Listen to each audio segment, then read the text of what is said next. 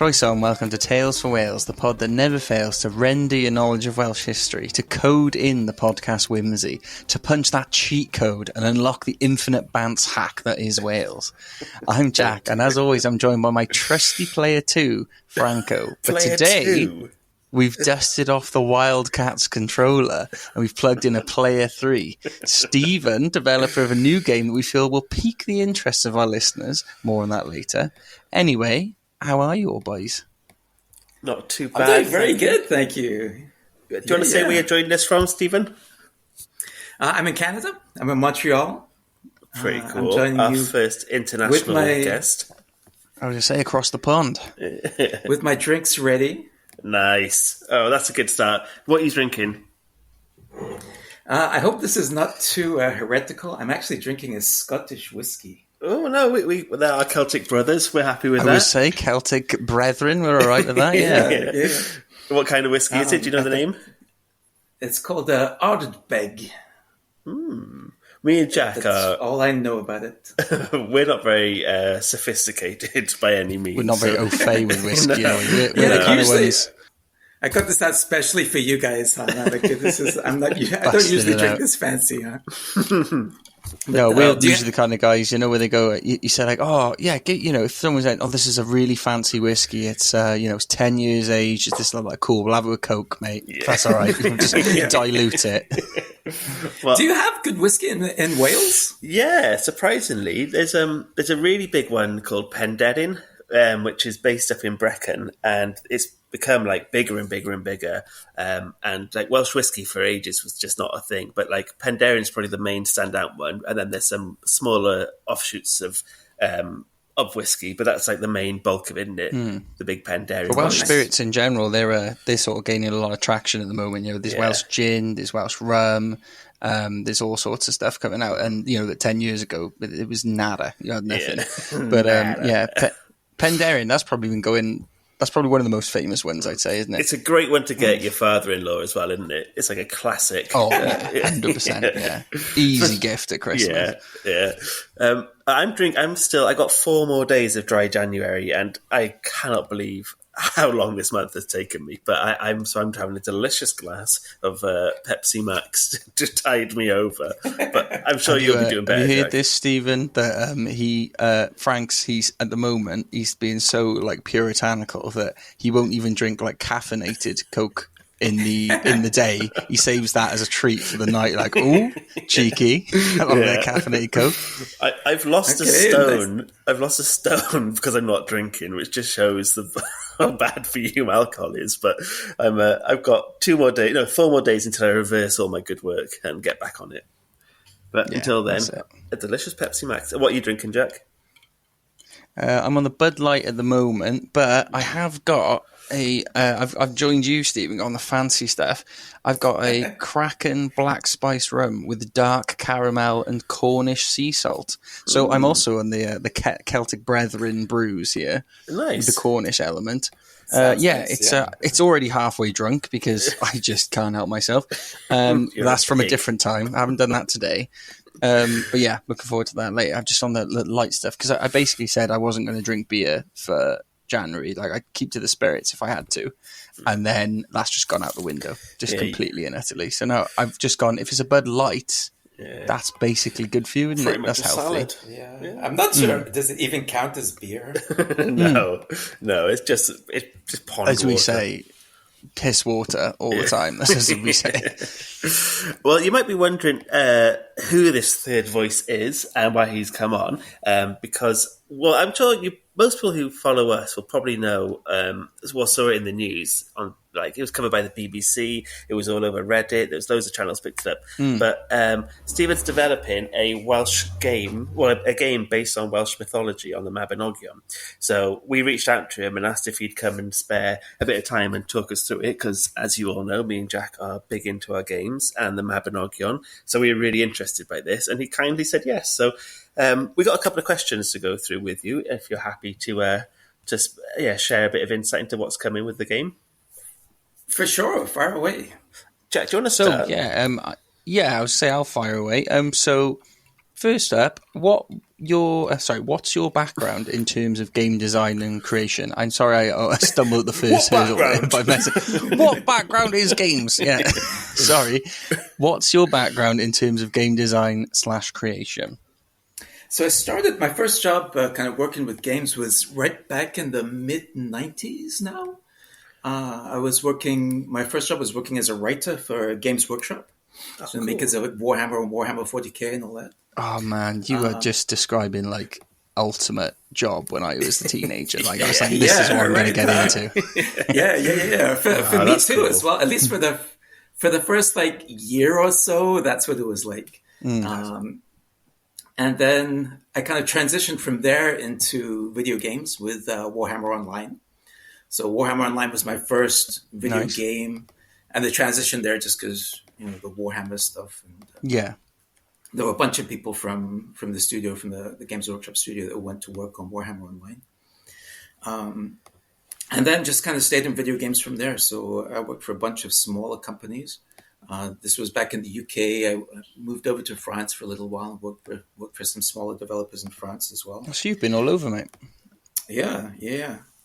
And then moved to Canada 15 years ago now to go and work for Ubisoft.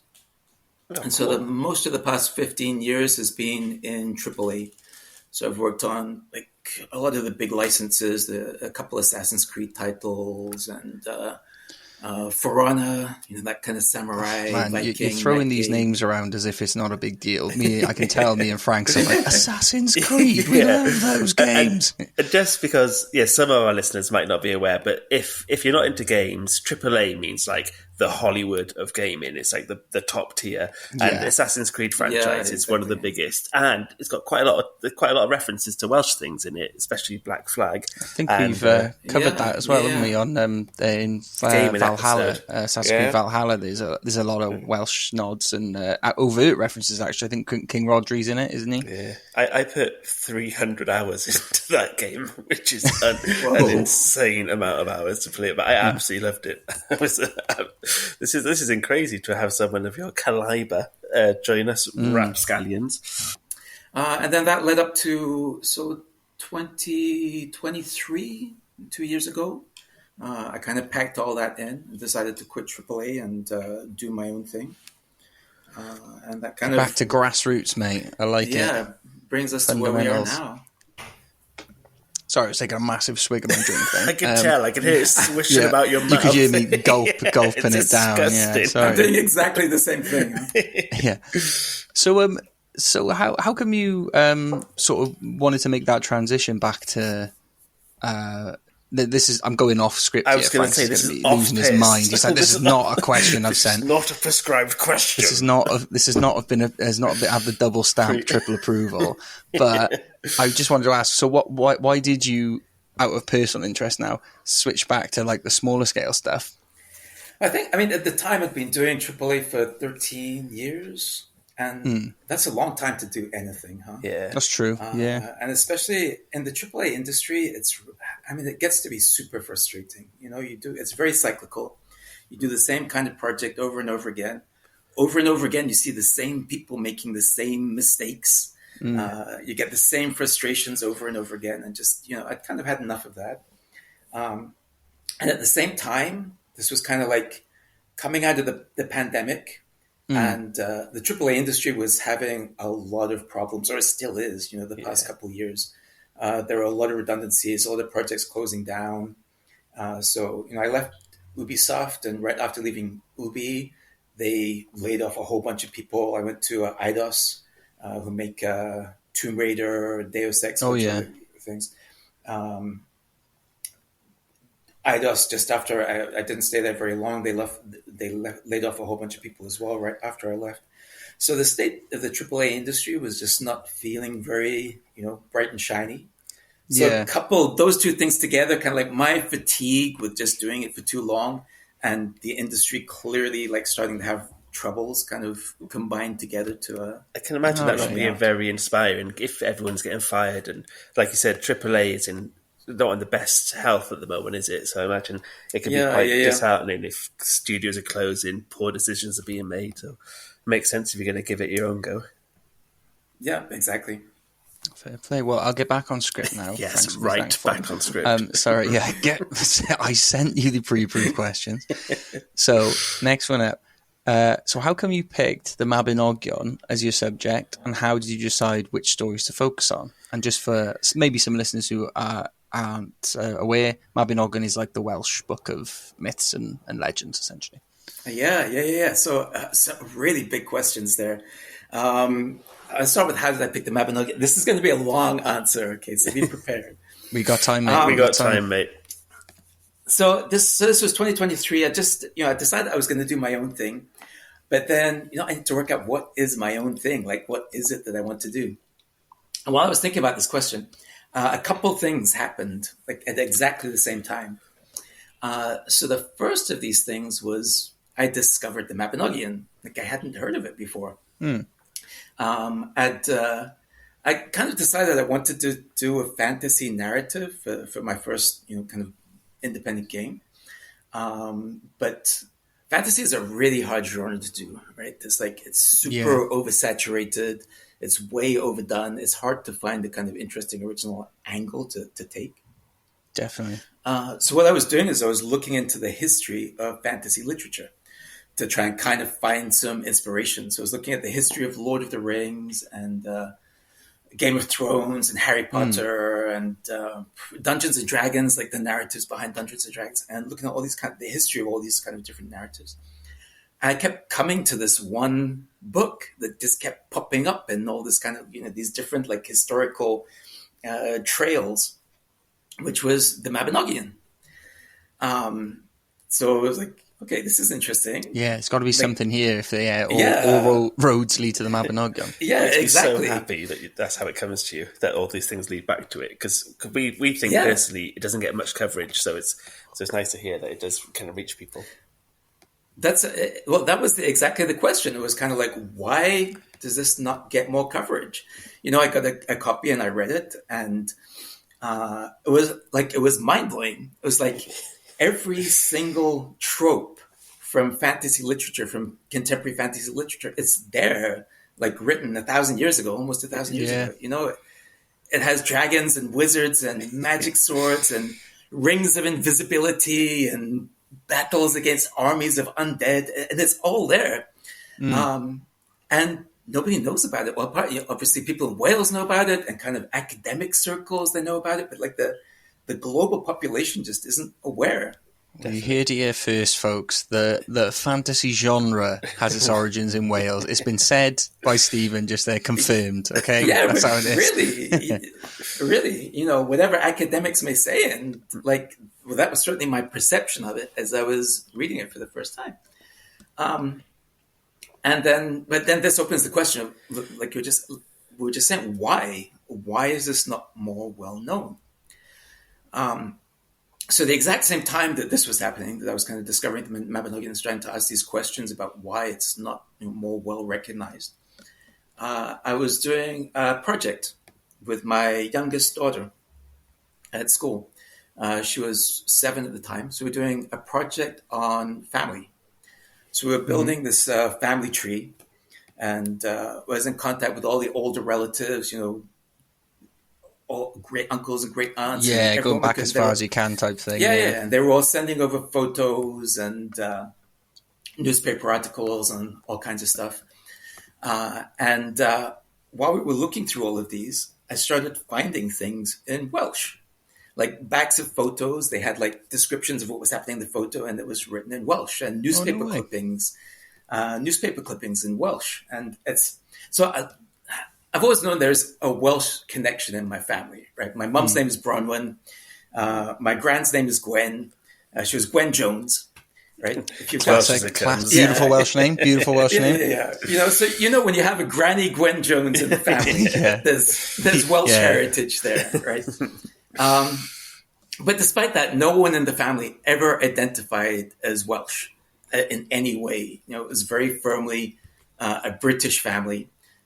Certainly never heard anyone speak any Welsh. Yeah. But the Welsh language was, it was recent. It was like just back to my grandparents' generation. Not too long ago then. Yeah. So it's kind of like, okay, this is strange. How come I never knew that my family ancestry was, a Welsh-speaking family of Welsh nationals? So just as you When, were finding about the Mabinogion, you found out your yeah, ties to Welsh heritage as well. It was yeah. meant to be, So mate. The Celtic gods had looked upon you. that was exactly it. It was like when those two things came together at exactly the same time, and exactly the time I was looking for a narrative for the game. It's like, okay, I know what I need to do now. Partly, You are the Welsh Messiah. That's what you felt. I am the Welsh Messiah. yeah, that's the exact words that went through my head. Yeah. Yeah. But partly it's to kind of like try and bring a little bit of exposure to the stories, but partly also to kind of like pay respect to my ancestors, right? Pay respect to. Here's an interesting one. I found out my great great great grandfather was a guy called Seth Roberts from Bremo, and he was the first person to ever sing the Welsh national anthem in North Wales. And I was kind of like, when I found that, it's like, why does no one tell these kind of stories anymore? Why do people? And part of the reason was kind of like reconnect with that ancestry, and so that if great great great grandfather Seth Roberts is looking down on us, he can be a little bit satisfied. Yeah, that, that's so cool, man. You're hitting like all the buzzwords me and Frank's we love. absolutely love. Like the connection to the past, like exposing Welsh and Welshness and Wales to like a wider audience. Because like part of the reason we did this podcast is because a lot of these stories, the history stuff, it's just not taught. It's not, no one knows about it really unless you go deliberately looking for it. So the fact you're you're in the gang, mate, you're in the Welsh exposure gang. I love it. It's why we started. I think we used to say quite a lot, we want to shine a light on an otherwise dimly lit like history or something like that. That was used to be a bit of a buzzword we used to say, because it does feel like there's so much history and links to Welsh stuff that is often kind of just looked over or not massively recognised. So yeah, we were so excited to hear you doing this game. No, man, that's sick that you got like the fact that those two things came to you at the same time as well is just, well, like I said, it's serendipitous, mate. Yeah. So there was the other part of the question as well, the what stories? how choosing which stories to focus on. And that's a big question on its own as well. So I think, obviously the Mabinogion, for people that don't know it, is a big collection of vastly different stories, right? And some of the stories are like, they stand completely independent. Some of them have like different levels of ties with other stories. Yeah, there's different characters, isn't it, that sort of come and repeat, and then there's other ones where it's just very much in its own bubble. And I would say, as much as I love the Mabinogion, I don't qualify it as the most accessible piece of literature. I think it really throws you into it.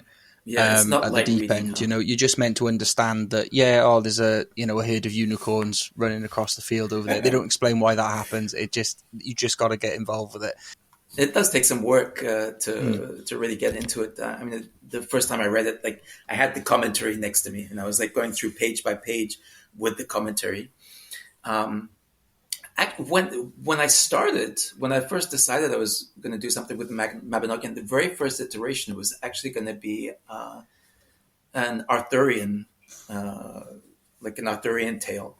Okay, because of course the Mabinogion is some of the earliest mentions of King Arthur. And so the logic at that point was, well, not a lot of people have heard of the Mabinogion, but people have heard of King Arthur. So, maybe I can engage people by saying that's the story of King Arthur. Yeah, that's an easy draw, isn't it? That almost everyone knows King Arthur. Yeah.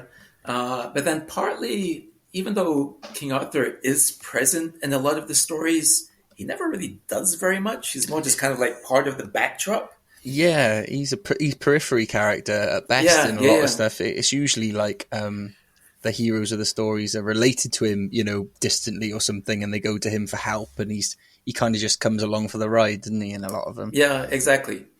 So it didn't feel like that was really doing justice to the stories to use King Arthur. Plus, I thought it might be a little bit confusing because like the contemporary Arthurian mythology is so based around this kind of more recent, very romanticized and very Anglo-centric version of Arthur. Definitely. I didn't know that was gonna translate very well. So ultimately, I ended up focusing first of all on the 4 branches of the Mabinogi. That was kind of like the first cut down. So again, for people that don't know the book well, the stories is very kind of different range of stories, but there are 4 that tie together, and they kind of run together sequentially, which they're referred to as the 4 branches of the Mabinogi. That's right, yeah. And then there it was cutting down to like, what do I want to do with those? And bounced around a few possibilities and ended up deciding on focusing on Praderi. Great choice, mate. Great choice. Yeah, he's the one character and the only character that appears in all 4 branches. So he kind of like feels like a natural choice. Yeah, and then definitely. I was actually reading an academic piece, which this is not kind of widely accepted academia, by the way. So don't start, saying that this is. Oh, mate, we're not sticklers for accuracy on this podcast. Don't you worry. You could say anything right now. We go, oh yeah, nice one. That's we like cool. stories, don't we? We're stories. Yeah. So was this article that's saying Praderi was actually a ninja pirate and that he fought against an army of robots. I knew it. I always had my suspicions. I thought that's going to make a great video game.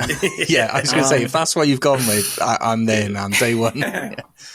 No, so it was saying that it was speculating that the 4 branches of the Mabinogion might originally have been like as a one single coherent epic as the life of Praderi. Yeah. So of course the first branch starts with his birth, and then you have his death in the last branch. Spoiler alert! Sorry. Yeah. It's 1,000 years old. Don't at us, okay? It's been out for a while. Yeah. That's fair enough. Huh? So yeah, then it was focusing on the story of Praderi in the context of finally in the context mostly of the 3rd branch. But we'd also look a lot at the 1st branch and a little tiny bit at some of the stories from the 2nd branch. Next one. You mentioned earlier you found a bits of Welsh in your ancestry, sort of Welsh newspaper clippings and notes and things like that on pictures. Does the role of the Welsh language play a part in the game? Oh, yes, of course. I should have mentioned before. Like, the game is in Welsh. Oh, it's all in Welsh? Yeah, fully in Welsh with English subtitles. Ding, ding, ding. You've hit the jackpot with this, yeah. And I think it didn't take long once I decided I was going to do, or I was going to use the Mabinogion as the central narrative. It didn't take long to come to the conclusion that the only authentic and respectful way to treat that is to do it in Welsh, right? Which was obviously going to be a big challenge because at the time I did not speak any Welsh at all. It's a tough language to get into as well, apparently. Like we're lucky we learn it from young when you're like a sponge and you take it all in type but thing. Even then, it's still quite hard to, we're not, it is a bit tough. It's so very different. It's so very different from English, so many different rules and things that you just don't have to think about in English. Yeah, honestly, as a language, like I haven't found it that hard as a language. I mean, it has its particularities, the mutations and the 3,000 different ways of saying yes and no. And, yeah, that's true. It has its like little oddities, but I haven't found it that. What's really hard is just finding resources, finding opportunities to use it and finding kind of learning resources. I imagine there's not a huge kind of Welsh education resource in Canada, is there? I mean, I don't know. Maybe there is, but there's a Montreal Welsh male voice choir. Oh wow! That sings in Welsh. That's literally the only Welsh-speaking group I found, nearby. I think the Eisteddfod, that the North American Eisteddfod fluctuates between being in Canada and in and parts of America. I think every so often, every 4th year, it's in Canada. Oh, really? Yeah, I can show you the info after. Yeah. I will have to find out about that. So yeah, the whole game is written in Welsh. That's so cool. Narrated in Welsh. Oh, amazing! And I think it it kind of Welsh is it's the language that Tolkien used as the basis for his Elvish language. I think there's a very good reason for that, which is that Welsh does have this kind of like musical, magical tone to it. So I think if you want to tell a fantasy story, Welsh is just a great choice, regardless of it's already the history kind of or anything primed like that. for it, isn't it? Yeah, exactly. I always say this.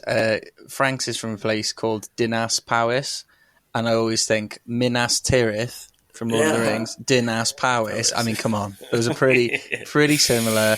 Do you need any more evidence than that? Come on. And Mordor is in Mid Wales as an actual place.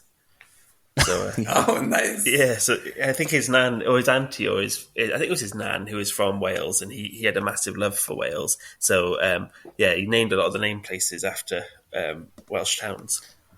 Yeah, it wasn't a slam on Mid Wales. Like, what's the shittest place I can think of? Mordor in Mid Wales. Yeah. What's the next one, Jack? You ready? Have you got it lined up? Yeah, sorry. Unlocking my phone again. All right, sorry.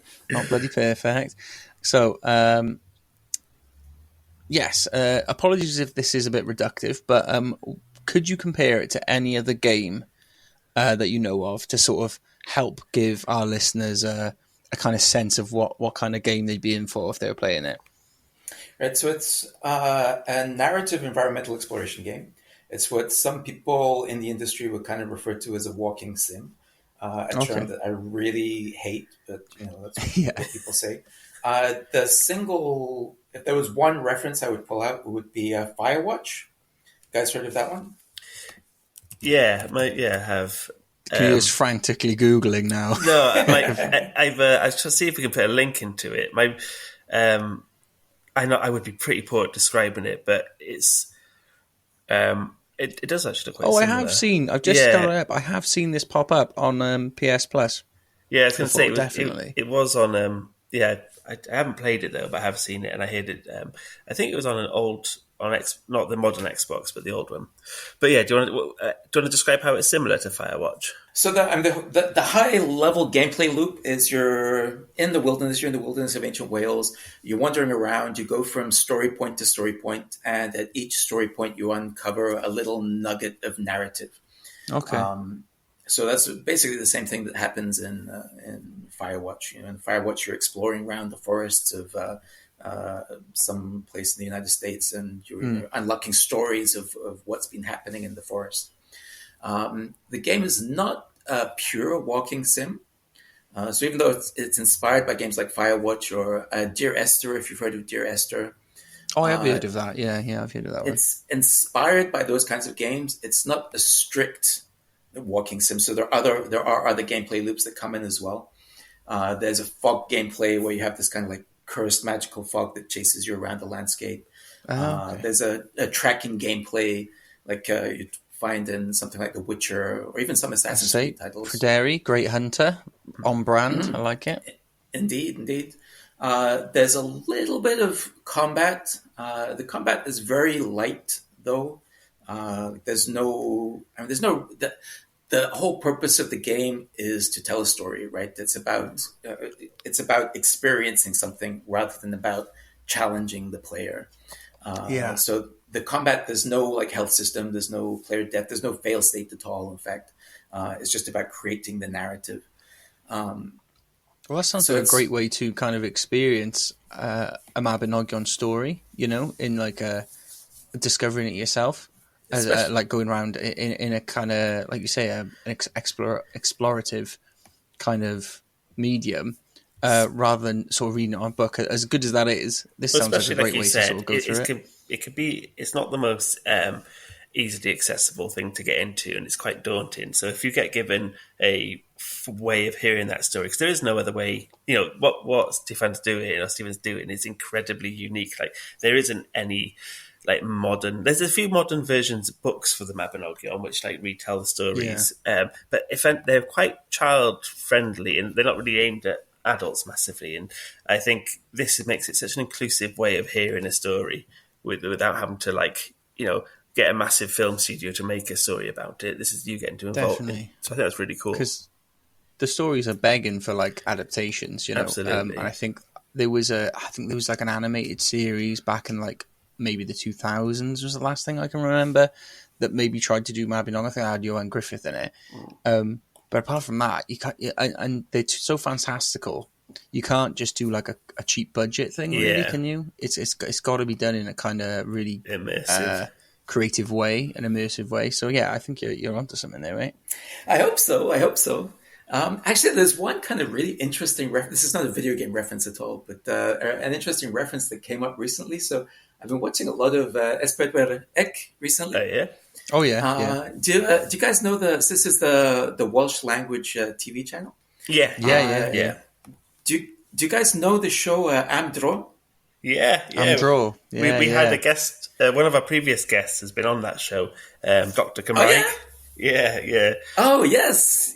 I watch his videos. Yeah, he's great. Yeah, isn't he's he? very good. He's like the perfect guy for that as well, because he's just so good at like you're saying about exposure for Wales and the Welsh language. He's like all about that. So he was like he fits so well. He was great to talk to. So I was watching Am Dro, and I was thinking, they're walking around the mountains and forests and castles and coastlines of Wales and telling stories about Wales, and it's like that's kind of what my game is. So it's kind of like Am Dro, the game. but I love it. Yes, but it's kind of like part Am Dro and then part The Witcher or Assassin's Creed. So it's kind of mix a bit of Am Dro with a bit of The Witcher, and you have the game there.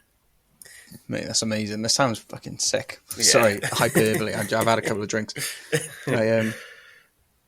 Right, last of my questions. Franks will be glad to know, so you can do it properly after I'm done. You've sort of answered this already, but do you see this game as a way to introduce new audiences to Welsh mythology? And what feedback have you received from people unfamiliar with the Mabinogion so far?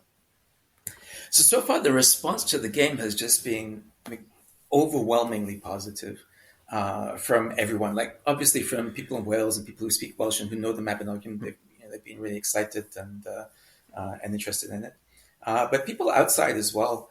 I think there is a big community of gamers who are into kind of artsy, narrative-driven games, and not a huge amount of artsy narrative-driven games that get made for that kind of subsection of the gamer community. Yeah. So they're interested just, when there's something there, and the more innovative it is, the more there is new there, the more they're interested in it. Definitely. I played recently. I finished Disco Elysium. And, yeah. That is so like there's no combat in that. There's no anything. It's sort of as you mentioned. It's not what you consider a typical game. It's all about story. Lots of reading. Lots of like just discovering the world and things like that. And it was brilliant. I thought it was really, really good. One of the better games I've played in a long time. And there's a lot to be said about these kind of narrative-driven, like I said, discovery games. They really are something. Sorry, just because I'm stuck on what to play at the moment. So I've been playing Red Dead Redemption again, and I've just been getting on my horse and going for walks and putting on music in the background and just exploring the nature and reading all the little notes and stuff. And I'm not even doing the game. I'm literally just walking around and like involving myself in the world it creates. So I think there is a big want for that. Vibing. That's what it's about, lads. Exactly. I mean, that's part of kind of like one of the high level descriptions, one of the kind of like summaries that I made at the very start when I began this was, it's a game about what you feel, not about what you do. It's about creating that experience for the players. That's a good little pitch there, mate. That's a good little synopsis. That's a gold. That is marketing gold. And then there's a last kind of group of people who've been like really interested and really excited about it is kind of wider folklore community. So there it's kind of, I was concerned it would be a little bit of a touchy subject because, there are a lot of people that are very attached to the text. There are people who can, it's literally a sacred text for some people. So it's always, you got to be a little bit careful when you're stepping into that kind of territory. But like with things that are that old and sort of culturally significant, there's a lot of like purists, isn't there, who don't like a kind of or maybe not that keen on like a retelling or something that's like an adaptation rather than a word for word retelling. I get what you mean. So that was my concern anyway, but really not at all, or very, very little. Oh, I brilliant. think the only times it has come up, I think, is people that just haven't really understood what I'm trying to do. You know, I think there are people that they hear video game and what they think is like, you know, pew pew, yo, bro. Was it That's the like the pirate ninja robot? yeah, fighter exactly, familiar? right. And you know, they kind of immediately jump to that kind of conclusion that that's what's going to be done with it, and so that's, you know, it's a little bit frustrating when those comments come up, but it's really very uncommon. The huge majority of the folklore community have been super receptive and super supportive and super helpful as well. You know, helping me learn about things myself. We found during this pod that a very passionate audience is the folklore and the revival of interest in folklore. Like we have every time we do a Welsh mythology episode, it's like our highest downloaded episode, and people actively search. They come across our podcast because they've been searching those terms like Welsh mythology.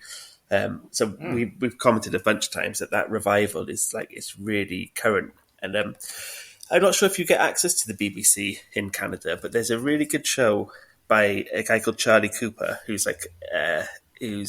did a mockumentary called This Country, and it's a really funny mockumentary about life in southern England.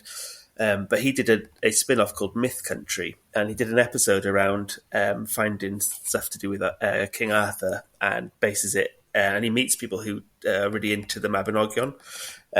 And so, if I'm not sure if you get access to it, but if you could, I think you'd really enjoy that. It's really funny, and it covers some stuff that you cover. Yeah, sounds super interesting. We don't usually get access to BBC, but probably I can find a way. You could probably find some ways around it.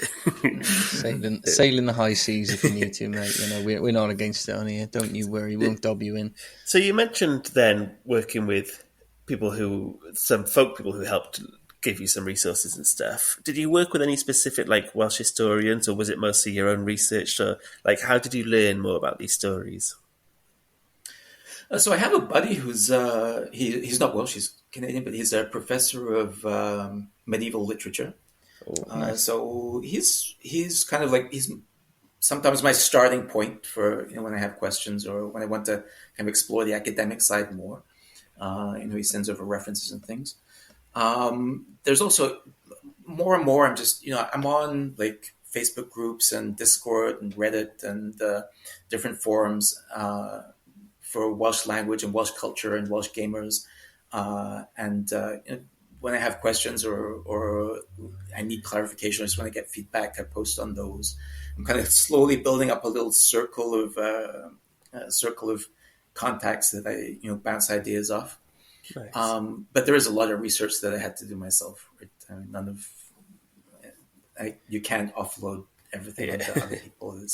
There's a lot of work that had to go into not just the text, but also, you know, Welsh history and Welsh ecology and geography and you know, all kinds of different aspects that go into that. Oh yeah, that's a thing I hadn't even considered, is because you're sort of rendering an environment as well to set the game in. Of course, you'd need to look at kind of the topography of Wales back then, you know, whatever it was 1,000 years ago. Yeah. Because we've talked about it a bit before, but you know, people look at Wales now and it's this, you know, lovely green country and everything, but mainly rolling hills and grass and all that sort of stuff. But we actually were covered in trees, you know, way back when. Forests, ancient rainforests, yeah. Exactly. Before it was all cut down. So yeah, that's something I hadn't even thought about. Actually, you'd have to look into that, wouldn't you? Yeah, and because of course a lot of the forest that's left in Wales now it's very new, you know, kind of less than 100 years, sort of new. You know, you have to search a little bit to find those remaining fragments of the ancient oak woods and the, you know, those old, you know, Celtic Atlantic rainforests. Yeah, definitely. It's mainly these, like you said, these days it's all trees planted in a row, if that makes sense. Yeah, you know, exactly. They're crop forests, you know, where they're literally planted to be harvested. Like you said, those ancient woodlands, they're few and far between. Well, they were chopped down by Edward I when he it's partly to fuel his war machine, but also to stop the Welsh from hiding in them during his conquest in the 1200s. So the huge amount of our forests in mid and North Wales were just chopped, like literally just destroyed, so we couldn't hide in them. So even Used that, to love fighting in the forest, didn't we? yeah, Used to love it. That was our main guerrilla tactic. You can't see it, but I'm waving my fist in the air at the English Yes, right at the man. moment. Good man. Grimacing like Captain Kirk. Khan. Yeah, Edward. So yeah, this is, I find the next question. So, what challenges do you face translating the Mabinogion's poetic and like complex narratives into a game? Because I imagine that must have been quite difficult. Yeah, so I mean, the first question we already talked about a little bit was finding this central character. I think as a game, I wanted there to be like a single character, someone that the player is, right? Someone that you are when you play the game.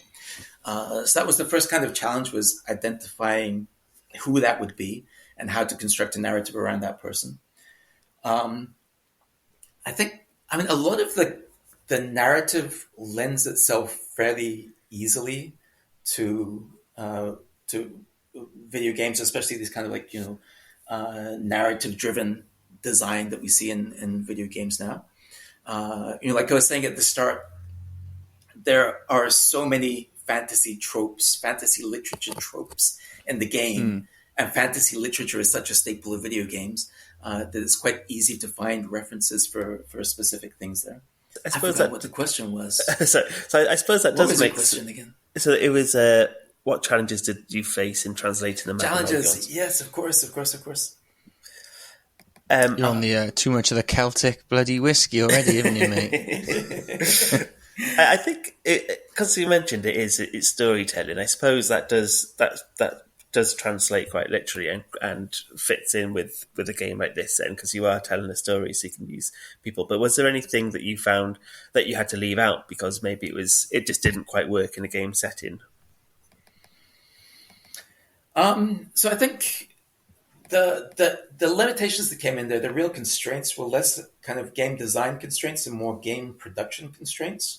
Okay. So like I'm a micro studio. I'm working on a very limited budget.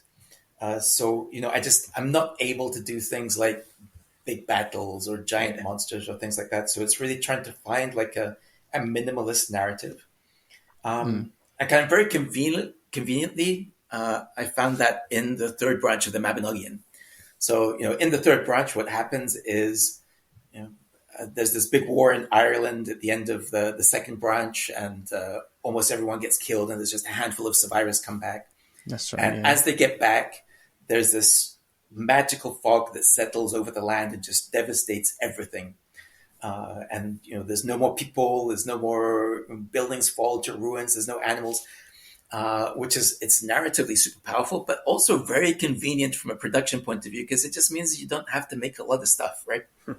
Oh, of course, yeah. Just put the fog in. You don't have to render anything. Yeah, it's exactly. Great, yeah. So I think it was kind of just convenient that I was able to take the third branch of the Mabinogion there and build a narrative centered around that. So that was kind of like that was a bigger constraint than any kind of design constraints.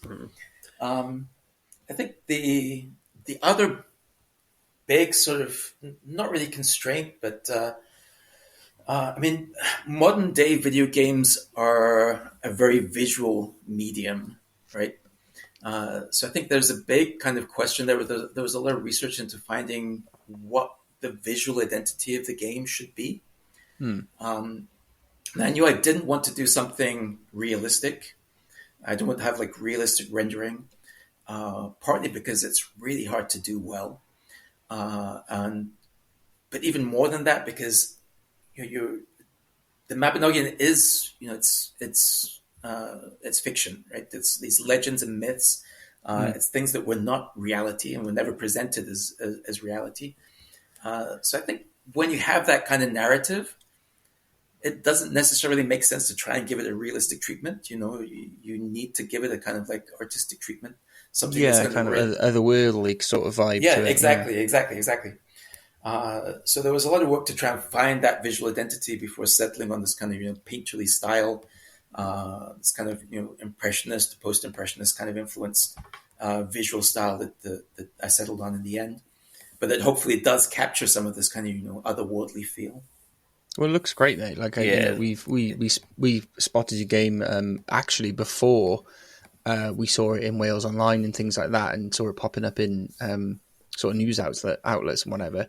And yeah, the art style you've gone with is I think it's perfect for what you're trying to convey, and the Mabinogion itself, because it is that kind of, it's almost like a moving painting. It looks great. And if you're happy, we can put some of these on our internet so people can check them out. But we'll also put links in the bio. So if you listen to this, search the links in this episode, so you can go. We'll direct them to your Reddit post, shall we? Or your website, or Steam, which is the best way to go. The Steam page would be my top choice. Good idea. Yeah, Steam. We'll do Steam. Yeah, no problem. So yeah, we'll link to your Steam from the chat notes here, and this is kind of I was trying to think of. Sorry, I've just lost my notes. Let me come back in. It's not as easy. Okay, so what's your favourite element of the game? So that could be like maybe a specific location or game mechanic, or if that's too definitive of a question, what's one of your favourite elements, if you don't have a favourite yet? So usually what happens is my favorite is whatever I happen to be working on at the moment. Yeah. So, this week I'm working on, there's the scene from the third branch where Pradari is, there's like a boar that he's chasing after and going deeper into the forest, chasing after this boar. And then he emerges in front of this kind of magical castle that's never been there before. So that's the scene I've been working on this week. So I'm really into that at the moment. I think that's really turning out well. I bet that looks class in your art style as well, to be fair. It's getting there. It still needs some work, but it's getting there. I like it. He's humble. He's not patting himself on the back too much. He's going, it's all right. Yeah, we'll see. Like when the game launches, if it has a lot of success, then I'll pat myself on the back. Yeah. Overall, I would say there's a couple of things that I really love that really excite me. The first is the whole audio of the game. Like everything to do with the audio, from the voiceover. So I have this guy, Phil Rowe. He's an award-winning voiceover artist who's doing all the voice of Pradari. And he has this just wonderful musical, rich voice that I adore listening to. So I adore that. The music. I have a guy, Ollie. Oh no, I can't remember his family name. Ollie Wilson Dixon. Who's been doing the music. He's a very established Welsh folk musician, and his music is just, I love it again. It's absolutely beautiful, really engages with the atmosphere. And my absolute favorite thing with the audio, though, I'm going to pick on one little thing, which is the sound effect that we use for the fog. So we did something really interesting here. Like the fog is a really central ingredient to the game, so I wanted to do something a bit kind of more involved with it. What we did was we took a poem by Taliesin, and we got Phil recorded a few lines from the Taliesin poem, but he did it in like a variety of kind of really sinister voices. So there's kind of like a really kind of sinister whispering sound and the kind of demonic growl. And then we took those different recordings and layered some of these together with a bit of reverb and other effects. And then layered some kind of like crackling sounds, like a big creature moving through the forest, or burning embers. Layered that on top, layered in a kind of like ghostly whistling as well, and ended up with just what I think is a wonderful effect.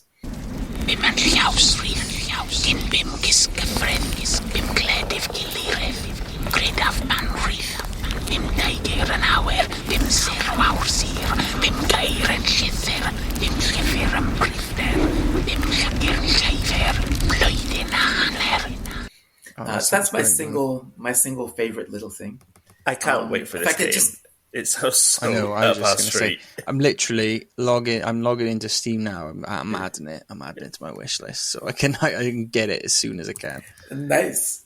One other thing that I really love as well, though, which is the writing, because of course I would love to have written it myself, but I can't, partly because I don't speak Welsh, but also because my writing is not, I don't have confidence in my own writing to give it a good treatment. But I'm very fortunate to have like a little writing team that I'm working with. I have a guy, Gav Thorpe, who's a New York Times bestselling author. He's wow. winner of the Gemmell Prize for Fantasy Literature, which is like one of the most prestigious fantasy writing prizes. It's up there with other winners like Brandon Sanderson. And I was just say you've got quite the pedigree, mate, working on this. This is impressive. Yeah, that's what I'm trying to get together, huh? So Gab is working on the English version of the text, and then I have Rhys Yorworth, who is he's an Eisteddfod Crown winner. I think he's an Eisteddfod Chair winner as well. I think he's won them both. But Rhys has been working on the English, not the English, the Welsh version of the text. And sometimes I'll just be reading through it, and just lines will pop out that are just beautifully well written. So that's my other favorite thing, alongside the audio, was the writing that Gavin and Rhys are delivering. That's cool. Mate, it sounds you're selling it so well to us. Like me and Frank, so I can just tell when it comes out, we are going to be messaging saying, right, where are you up to on it? Yeah. No spoilers. Cool. Yeah. Are there any specific real-world locations players might recognise then, seeing as it's a game based on Wales? So there's no specific look. Like, I haven't tried to recreate any specific locations. It's more kind of trying to recreate the feeling. Partly just, again, for production reasons, because it's easier to kind of not have to have that constraint. Yeah. But also partly because, the legends themselves are not situated in certainly not situated in time, and often not situated in place either, with a few exceptions. It's kind of, the stories are set in this kind of undefined era of Welsh mythology, rather than being in this. And as soon as you start putting specific places, you start tying it down to specific locations and specific time periods, right? Yeah, they usually don't. They say something like, so and so who was the king of Gwynedd, or he was the king of Paris, strokes. And it's very broad. It's like these huge masses of land. It could be anywhere in that area, and it's like you said, it's not that tied to a specific location. But I do want to capture that feel. So all the references come from, you start on the coast, all the references for the coast come from the Pembrokeshire coastline. So I've got like a whole folder of different beaches and different cliffs and different sections. Actually, in that case, though, there was one specific beach that I didn't try and model it specifically, but, it's almost recognizable. Do you know Tresaith? Yeah. Tresaith. Yeah. That one beach has been a very kind of tight reference. That little waterfall that's coming. I off was there, just about to say, have you got the waterfall in there? That's it. Yeah, the Tresaith is a pretty famous one. Yeah, it's not in there yet, but it's on my to-do list of things to add. Those are kind of our main questions, but is there like a time frame for when this might be out, or when people might be able to expect it to be out, or is that still something that's it will be ready when TBC? Is it? TBC. Yeah, it's like I could say this year, probably. That's exciting. That's very exciting. It's very vague. Originally, I was targeting, like when I did the reveal, I was targeting spring this year, but that's not going to happen. So, the best things take time, mate. The best things take time. Sometime after spring this year. I think just the amount of reception and the excitement and the positivity that came kind of made me have to revise a little bit my own expectations of what I was looking for from the game. It's kind of, people's expectations are clearly present. Yeah. I want to make sure that I can meet as far as I can what people are expecting from it. I think we found that when we started this, we were just looking for a way for us to we enjoy history and we enjoy catching up. So we did this during lockdown, and we quickly started getting a decent following. It's just grown and grown. And we think because there's not a huge amount of Welsh content out there, but people really want it. So the minute you see something like this, when we saw this, me and Jack both found this natively when we were like on Reddit or something like that, and we were like, wow, I can't wait for this, because I think so many people feel Wales has a rich vein of this stuff, but just not a lot of people who go out there and do it. So I bet you everyone listen to this will be really keen to check it out once it does come out. I think culturally, Wales is kind of, it's hot at the moment. You've got Rob and Ryan doing their thing. You had what's his name, Michael Sheen, doing his World Cup speech a couple of years ago, which kind of got a lot of people interested. To be more of a push lately. We've said this a couple of times, haven't we? And like, there's a lot of Welsh noir TV shows out at the moment over here, and they are getting a lot of traction. There seems to be there's always one going on. I'm not sure if you're aware, but in the 90s, there's a thing called Cool Cymru, which is when like Welsh bands were really popular. So, and it was like Stereophonics, Manic Street Preachers, Super Furry Animals, and it was the 90s had quite a big revival for Welsh being cool. That died away a little bit, but in the last 15 years, it's like a lot more films being done here, a lot of great actors, a lot of like great bands coming back and things like that. So it does feel like Cymru's having its moment again, which is exciting. Yeah. And you're part of their revolution, mate, so we can't thank you enough. Honestly, I am buzzing for this. I cannot wait. Me too. No, same, man. It's like when it's going to be that next one that me and Frank have. Basically, whenever we're playing the same game, we just text about it constantly. Yeah. So when this comes out, it's going to be like, where have you got to? I'm only on second branch. Oh, I'm on third branch. Wait till you get to the fourth, mate. It's gonna be that all over. And will it be a case of like you go exploring, or does the game take you on the narrative that it wants you to follow, so you don't get lost, or does it do you go exploring on your own? How does it work in that sense? So I can tell you about kind of one of the central mechanics of the game here. So firstly, like the narrative itself, the in-game narrative is pretty much the third branch. It's focused entirely on the third branch. During the third branch, you're kind of uncovering things from your history. So like the core narrative is you're Pradari, you've arrived back, you found your kingdom desolated by this magical fog, and you need to work out why this fog is there, who did it, how can you undo it. So it's kind of a little bit like a mystery there, but of course the answers to all those questions lie in your past. So you're discovering all these stories from the past, and how you were born, and how your parents met, how your parents married, because these are the stories that are going to give you the answers to what's going on in the present. You find day. out about the war in Ireland and everything like that, and with mythology and all that stuff. Is it? That's cool. Yep. And the fog acts as kind of like the main mechanic to push you through the narrative. So the way it works is it's inspired by the Battle Royale kind of wall of death. So the fog starts off open and you're completely free to explore the world, but then over time it closes in on a specific narrative point. So over time, how much exploring you do, eventually you will have to go to that point. And then once you get to that point, you unlock that piece of narrative. The fog opens up again.